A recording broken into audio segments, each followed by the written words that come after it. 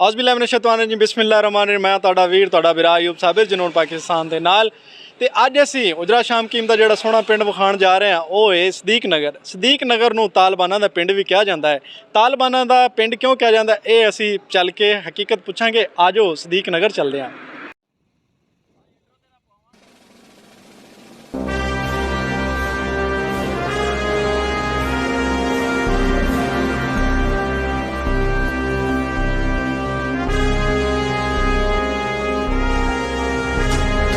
दिल का जुनू जो रगों से बहा है, दिल आजमाया तो डरना लगा है। नहीं खौफ कोई भी दुश्मन का हमको, नहीं मिलने देंगे यूं धरती से गम को, नहीं मिलने देंगे यूं धरती से गम को।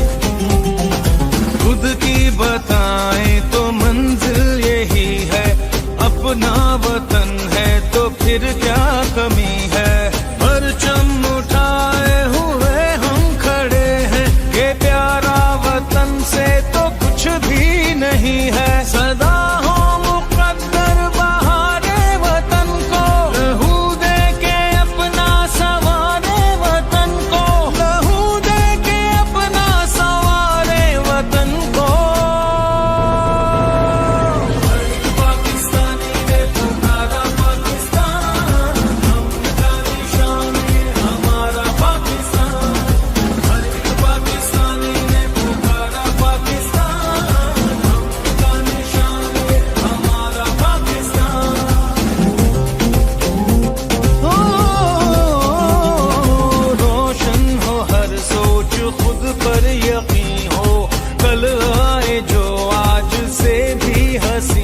जी मैं इस वक्त मौजूद हाँ सदीक नगर दे विच। ते सदीक नगर दे जिहड़े माया नाज एंकर परसन जनाब वसीम साहब साडे नाल मौजूद ने ते असीं इस आबादी दे बारे इन्हां कोल सवालात करांगे।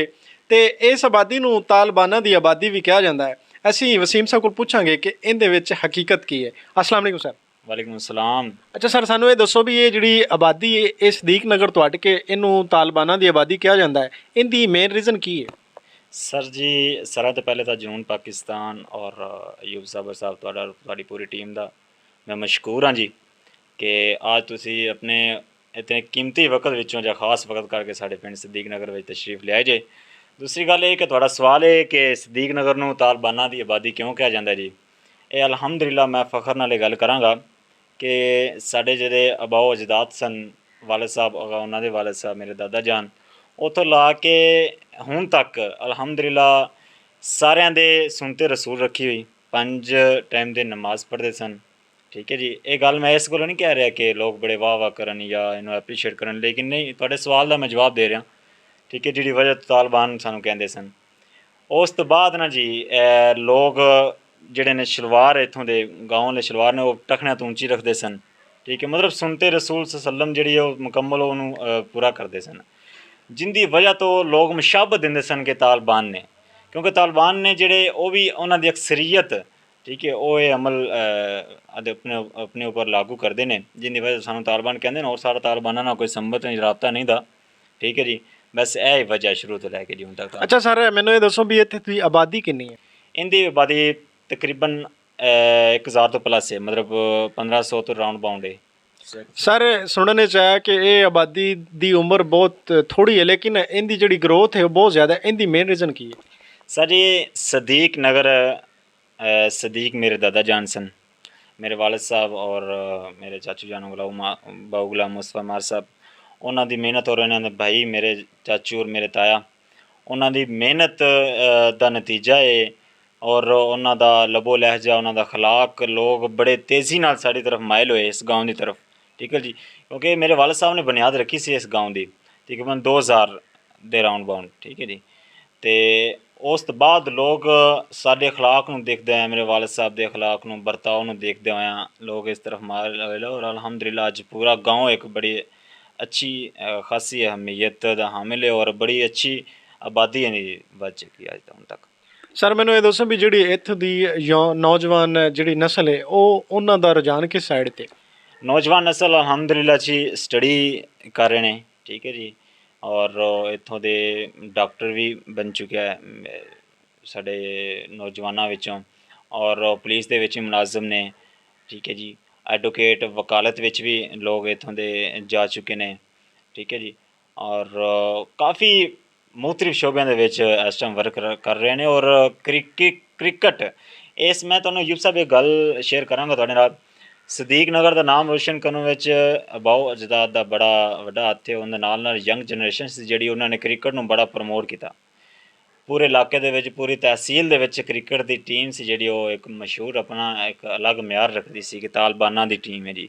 उत्थों ਇਹ गाँव बड़ा मशहूर होया जी। ਅੱਛਾ, ਮੈਂ ਤੁਹਾਡੇ ਕੋਲ ਇੱਕ ਸਵਾਲ ਕਰਨਾ ਚਾਹਾਂ। ਇੰਤਜ਼ਾਮੀ ਸੂਰਤ-ਹਾਲ ਦੇ ਹਵਾਲੇ ਨਾਲ ਤੁਸੀਂ ਦੱਸੋ ਵੀ ਇੱਥੇ ਕਿਹੜੇ ਇਕਦਾਮਾਤ ਕੀਤੇ ਗਏ ਨੇ? अलहमदुलिल्लाह जी, इंतज़ामिया इत्थे पहले तो इस तरफ खास उन्हें तवज्जो नहीं दी, लेकिन हुण अलहमदुलिल्लाह अच्छे काम इत्थे हो रहे हैं। बिजली के खंभे वगैरह, सोलर वगैरह और सीवरेज का जिहड़ा निज़ाम है वह भी इत्थों जिहड़े लीडरान ने उन्होंने इत्थे मुहैया किया है। और कुछ मसाइल अजे भी है ना यूब साहब, जो कि वक्त के नाल इंशाअल्लाह आहिस्ता आहिस्ता उन्होंने लोगों ने हामी भरी है। मतलब ज़्यादातर लोग ने जिहड़े ना जी वो अपनी मदद आप दे तैयार लोग मिल के और इनू प्रमोट करते हैं। गाँव दे विच पौधे लगाते हैं, या अगर किसी दे कोई प्रॉब्लम है तो लोग यंग जनरेशन जिहड़ी वो अपना हिस्सा डाल के सारे ते उनका मसला हल करते हैं जी। ਜੀ ਫਾਈਨਲ ਸਵਾਲ ਇਹ ਮੈਂ ਸਰ ਤੁਹਾਡੇ ਕੋਲ ਕਰਨਾ ਚਾਹਾਂਗਾ ਕਿ ਮਾਸ਼ਾਅੱਲਾ ਮੀਡੀਆ ਬਰਾਦਰੀ ਦੇ ਹਵਾਲੇ ਨਾਲ ਤੁਹਾਡਾ ਇੱਕ ਮਾਸ਼ਾਅੱਲਾ ਇੱਕ ਨਾਂ ਹੈ, ਤੁਸੀਂ ਇਸ ਹਵਾਲੇ ਨਾਲ ਆਪਣਾ ਕੋਈ ਪੈਗਾਮ ਦੇਣਾ ਚਾਹੋ? ਇਹ ਜੀ ਸਾਰੇ ਦੋਸਤਾਂ ਦੀ ਉਹਨਾਂ ਦੀ ਨਵਾਜ਼ਿਸ਼ ਹੈ, ਮਿਹਰਬਾਨੀ ਹੈ, ਤੁਹਾਡੀ ਵੀ ਮਿਹਰਬਾਨੀ ਕਿ ਜਿਹੜੇ ਇਤਨੇ ਅੱਛੇ ਅਲਫਾਜ਼ ਨਾਲ ਤੁਸੀਂ ਨਵਾਜ਼ੇ ਰਹੇ ਜੀ। ਇਹ ਮੇਰੀ ਕੋਈ ਇਹਦੇ 'ਚ ਕਾਰਕਰਦਗੀ ਨਹੀਂ, ਅੱਲਾਹ ਤਾਲਾ ਦਾ ਅਹਿਸਾਨ ਹੈ। ਸ਼ੌਕ ਸੀ ਮੈਨੂੰ ਸ਼ੁਰੂ ਤੋਂ ਲਾ ਕੇ। ਠੀਕ ਹੈ ਜੀ, ਫਿਰ ਅੱਗੇ ਗਿਆ ਕਿ ਸਟੱਡੀ ਕੀਤਾ ਤੇ और मेरे भाई मरहूम नदीम साहब उन्हों का बड़ा वड्डा हत्थ है, उन्होंने हौसला सी मेरे ते। ठीक है जी, अगर मैनू इहदे विच कई मुश्किलां तुसीं जानदे जे सहाफत दे विच बड़ियां मुश्किलां आउंदियां ने जी। अगर किसी 2 नंबर बंदे ने किसी का स्कैंडल असीं वाज़िया करने, एक्सपोज करने तो उहदे विच सानूं बड़ी मुश्किल का सामना करना पैंदा उहदे विच आके जी। ठीक है जी, तो जिहड़ी वजह तो भाई मेरे नाल स्टैंड करते सन, मैनू हौसला सी। हुण अल्लाह ताला उन्होंने जन्नतुल फिरदौस आला मुकाम दे। ठीक है जी, उन्हों की मेहनत, उन्होंने हौसले की वजह तो अज मैं इस जगह पर पहुँचा। उन्हों का ख्वाब सी कि मैं एक अच्छे लैवल पर आवां और इंशाअल्लाह मैं अपनी कोशिश पूरी करांगा जी उन्होंने ख्वाब में पूरा कर। तो यही मैसेज है कि सब तो पहले अच्छे आपस के अंदर जिहड़े तल्लुकात ने उन्होंने बेहतरीन करें। एक बड़ा वड्डा मसला हर गाँव दे विच, हर शहर दे विच चल रहा है कि सियासत नूं लैके जिहड़ी यूथ है वो आपस च झगड़दी है। ठीक है, ये कोई सियासतदान आपस च बड़े इन्हां दे गहरे तल्लुक होंदे ने लेकिन वाजिया नहीं करते। साढ़े जे निचले जिहड़े लोग ने उन्होंने निचले तबके नूं आपस च लड़ा मरा के अपना मतलब कढ लैंदे ने कि सियासत दे विच आके अपने तल्लुकात खराब नहीं करने चाहिए। आपस के अंदर संबंध जिहड़े तल्लुकात ने वो अच्छे रखन, नाखुशगवार माहौल दे विच एक दूजे की मदद करन। ठीक है जी, और अपने गाँव स्पैशली सदीक नगर इनू अगे प्रमोट करने की दिन रात कोशिश करें जी।